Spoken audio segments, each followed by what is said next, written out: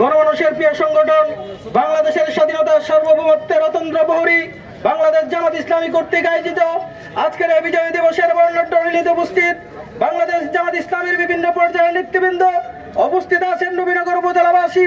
সংগ্রামী উপস্থিতি, আপনারা জানেন 1971 সালে আজকের এই দিনে এক রক্তক্ষয়ী যুদ্ধের মাধ্যমে আমরা স্বাধীনতা পেয়েছি। কিন্তু স্বাধীনতার পরাজিত শক্তি যারা আছে, যারা বাংলাদেশকে ভারতের করদ রাষ্ট্রে পরিণত করতে চায়, তারা আজকে বাংলাদেশের স্বাধীনতা নিয়ে চিনিমিনি খেলছে। আমরা বলে দিতে চাই, 1971-এর স্বাধীনতা ছিল বৈষম্যহীন, বিভক্তি মুক্ত একটি বাংলাদেশ। আজকে যারা বাংলাদেশকে ভারতের করদ রাষ্ট্রে নিমজ্জিত করতে চায়, বাংলাদেশকে বিভক্ত করে ভারতের একটি অঙ্গরাজ্যে নিমজ্জিত করতে চায়, তাদেরকে বলে দিতে চাই, বাংলার 18 কোটি জনগণ এই ষড়যন্ত্র হতে দেবে না। বাংলাদেশের জনগণ যে রক্ত দিয়ে স্বাধীন করেছি, সে স্বাধীনতাকে আমরা ইনশাআল্লাহ অক্ষুণ্ণ রাখবো। সম্মানিত উপস্থিতি, আমরা আরো বলে দিতে চাই, বাংলাদেশ জামাত ইসলামীকে নিয়ে যারা ষড়যন্ত্র করছেন, তারা জেনে রাখুন, যে দলেরই হন না কেন, বাংলাদেশ জামাত ইসলামী কোনো কুচু পাতার পানি নয় যে আপনারা এই কথা সেই কথা বলে বাংলাদেশকে ঠেলে দিবেন। বাংলাদেশ জামাত ইসলামী এমন একটি দল, যে দল লক্ষ লক্ষ শহীদের বিনিময়ে বাংলাদেশে টিকে আছে। আমরা 24 জুলাই সেই নেতৃত্ব দিয়েছি, 24 সালে বাংলাদেশকে দ্বিতীয়বার স্বাধীনতা করে দিয়েছি। সেই 24 জনগণকে নিয়ে আমরা বাংলাদেশের স্বাধীনতাকে অক্ষুণ্ণ রাখবো। সম্মানিত উপস্থিতি, আমাদেরকে আরো সজাগ থাকতে হবে। যে বাংলাদেশ বিরোধী চক্র আছে, তারা এখনো সজাগ আছে। এরই অংশ হিসাবে আমাদের জুলাই যোদ্ধা হাদিকে তারা মারার জন্য ষড়যন্ত্র করেছে, এবং এই লিস্টের মধ্যে আমাদের অনেক দেশপ্রেমিক নেতারা রয়েছে। এজন্য আমাদের সবাইকে সতর্ক থাকতে হবে, যাতে পাক ভারতের দালালেরা যারা আছে, তারা যাতে হুঁশিয়ার হয়ে থাকে এবং আমাদের বাংলাদেশের স্বাধীনতা সার্বভৌমত্বকে যাতে আমরা রক্ষা করতে পারি।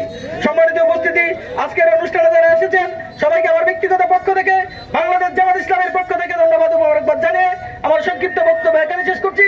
বাংলাদেশ জিন্দাবাদ, বাংলাদেশ জামাত ইসলামী জিন্দাবাদ।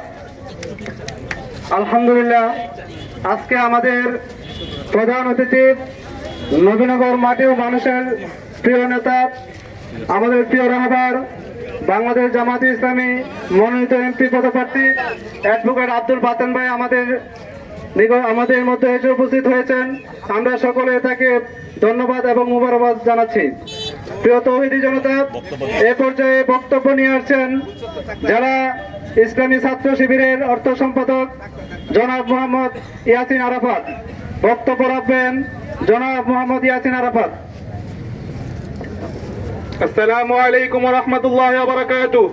ইন্নাল হামদুলিল্লাহ ওয়াস সালাতু ওয়াস সালামু আলা রাসূলিল্লাহ ওয়া আলা আলিহি ওয়া আসহাবিহি আজমাইন। আজ মহান বিজয় দিবস উপলক্ষে বাংলাদেশ জামাত ইসলামী নবীনগর উপজেলা এবং পৌরসভা কর্তৃক আয়োজিত আজকের এই র্যালির মধ্যে উপস্থিত আছেন বিভিন্ন পর্যায়ের নেতৃবৃন্দ। আমার সামনে উপস্থিত আছেন বাংলাদেশের তৌহিদি জনতা, সকলের প্রতি আমার অন্তরস্থ থেকে সালাম। আসসালামু আলাইকুম ওয়া রাহমাতুল্লাহ। সম্মানিত উপস্থিতি, আপনারা জানেন 1971 সালে একটি রক্তক্ষয়ী যুদ্ধের মাধ্যমে আমরা এই বাংলাদেশে একটা স্বাধীনতা পেয়েছি। কিন্তু দুঃখজনক হলো সত্য, এই স্বাধীনতার 54টি বছর পার হয়ে গেল, স্বাধীনতার যে স্বাদ, স্বাধীনতার যেই প্রাপ্তি, সেটা আমরা পাই নাই। আমরা বলতে চাই, আমরা স্বাধীনতা পেয়েছি ঠিক, কিন্তু আমরা কথা বলার স্বাধীনতা পাই নাই। আমাদের ন্যায্য অধিকারগুলো বাংলাদেশে আমরা পাই নাই। আমরা বলতে চাই, পার্শ্ববর্তী দাদারা আমাদের স্বাধীনতা নিয়ে খেলামেলা করছো, তোমাদেরকে হুঁশিয়ারি করে বলতে চাই, তোমরা এক হাদিকে মারবে, বাংলাদেশে লক্ষ হাদি তৈরি হবে। বাংলাদেশের মাটি নিয়ে চিনিমিনি খেলতে দেওয়া হবে না ইনশাআল্লাহ।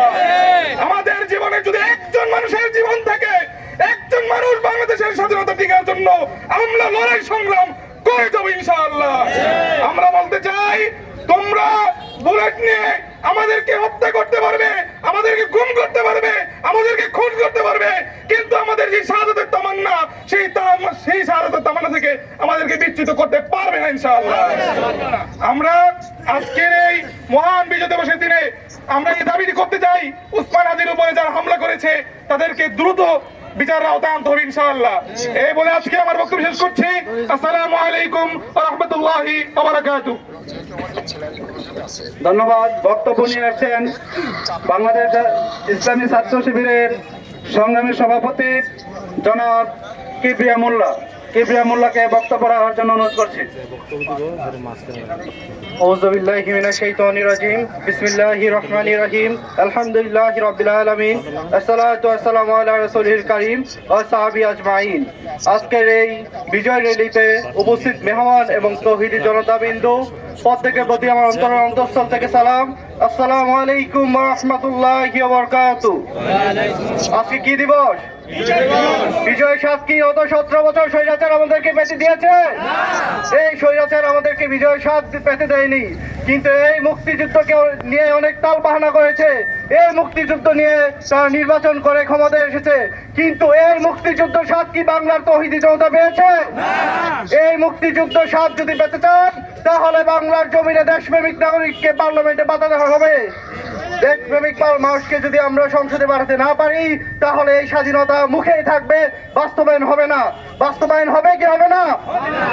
যদি বাংলাদেশকে আমরা স্বৈরাচার মুক্ত করতে চাই, বাংলাদেশের উপর যদি অন্য দেশের দালালি, অন্য দেশের আধিপত্যকে আমরা ঠেকাতে চাই, তাহলে বাংলাদেশের মধ্যে যে স্বৈরাচার এতদিন আমাদের উপরে বসেছিল, তাদেরকে আমরা যেভাবে প্রতিহত করেছি, আমাদের পাশের দেশে দাদা বাবুকে সেভাবে প্রতিহত করতে হবে। হবে কি হবে না?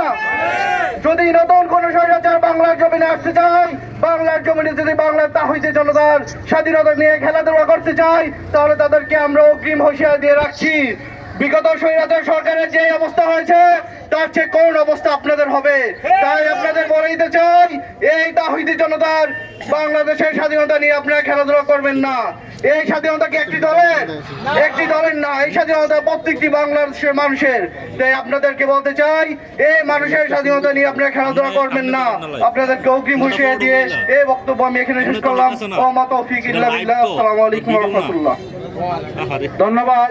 এ পর্যায়ে বক্তব্য নিয়ে আসছেন বাংলাদেশ জামাত ইসলামী নবীনগর উপজেলা শাখার সংগ্রামী আমির